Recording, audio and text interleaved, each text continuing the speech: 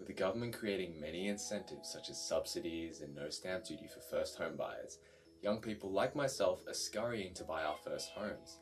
However, there are many things that first home buyers are unaware of that they should be considering before buying that first home. This is fair enough, as we don't learn any of this at school, and the most many people have heard about real estate is from that uncle who thinks they know the secret. You might check the internet, but the internet has a lot of information, much of which is dated. So we've tried to put all of this together into a checklist for you to use for the future. The first and most obvious thing you need to consider is money. Be realistic about where you stand financially, even leaning on the cautious side. Can you afford the house? Can you afford the repayments? And will all of this fit your current financial situation? You don't want to buy a house and then realize you can barely make ends meet trying to pay the house off. To better account for this, you can even try a budget to see how much money you will need to live comfortably while being able to pay off your loans. Make sure you know what all the upfront costs of buying your first home are. As discussed in the last episode, it isn't just the deposit that you need to be worrying about for your upfront costs. There are other things like moving costs, lender's mortgage insurance, legal and conveyancing fees, and transfer fees that you will need to pay. And you will need to pay all of these upfront, and they add on top of your deposit. All of this combined for a house worth $500,000 would be about another $40,000 on top of your $50,000 10% deposit. Carefully consider the area you want to purchase in. There are several considerations first home buyers need to make when choosing their first property, such as lifestyle, where their family and friends live, cost, distance from the CBD. First home buyers need to be realistic, as well as choose an area that suits their needs. This may include compromising on some of your desires and even choosing an area further away. Also know that choosing a more expensive home that fits your needs may impede your lifestyle, as there are certain things that may not fit your budget anymore. Check and see what government grants and stamp duty concessions you are eligible for as a first home buyer. These incentives vary from state to state. In Victoria, if you buy a home in metropolitan Melbourne, you will get a $10,000 government grant, while if you buy a home in regional Victoria, you'll get a $20,000 government grant.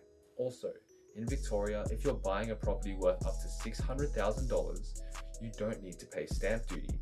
And if you're buying a property between $600,000 and $750,000, you will be given a discount on your stamp duty. These grants and concessions given to first home buyers will wipe off tens of thousands of dollars from your upfront costs.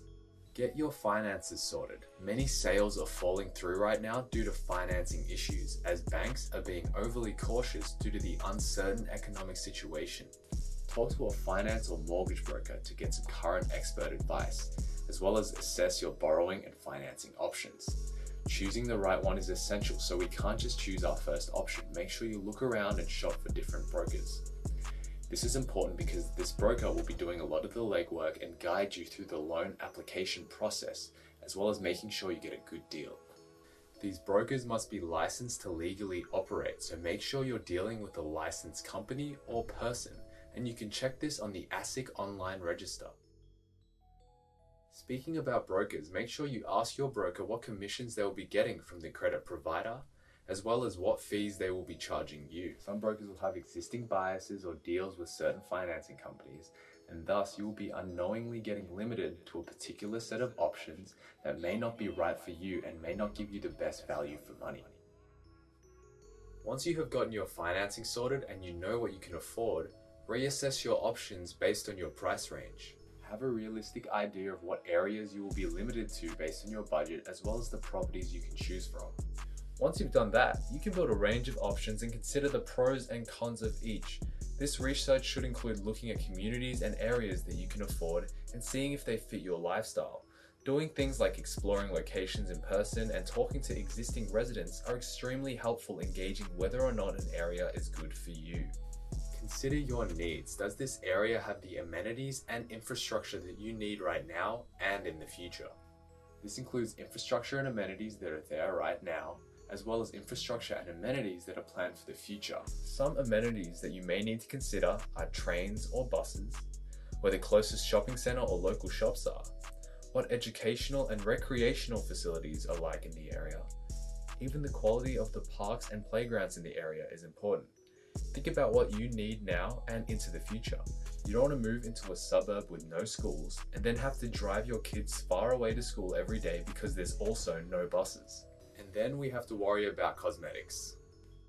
With cosmetics, especially if you're on a tight budget, you might not have a lot to say with this, but you have to decide the style of building that you want to live in.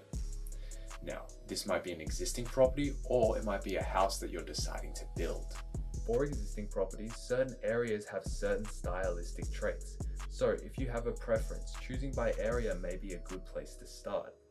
If you want to build a home, you want to look at a wide range of display homes and choose the display home that fits your needs in terms of looks, fittings and furnishings, size, as well as number of rooms. Be realistic here because too many add-ons and you might be looking at a sky-high build cost. You need to also decide on a housing option that best suits your lifestyle, cosmetic preference, and budget, whether it be an established home, land to build on, completed home, or townhouse. If you do choose to build your own home, make sure the design of the home is suitable for the land that you have purchased. No, you don't want to build a huge house that takes up the entire block of land, leaving you with no front yard or backyard. Make sure you research and review the planning provisions, additional costs, and design guidelines for your area as well, as you don't want to be unknowingly restricted to certain renovations and add-ons before you move forward. This may include extra site costs. For example, for some builders, some sloping blocks will lead to additional costs for retaining and excavation. These sneaky extra costs will all add up. When choosing to build, make sure you choose the right builder for the job. Obviously, there are good builders out there, but there are also countless horror stories about builders, so make sure you choose the right one. Check out their display homes, research the builders online, look at reviews, seek recommendations from family or friends who have built homes with them. Make sure you've done your due diligence before you hand over hundreds of thousands of dollars. If you are choosing to build, try and consider what steps you can take to be more sustainable. Having builders who are trained and certified to fit green fittings to your home can go a long way in reducing your future water, gas, and electricity bills. These may add to your upfront costs, but will reduce the cost down the line as well as help reduce your environmental impact. And those are our 12 things that first home buyers need to consider before looking for their first home.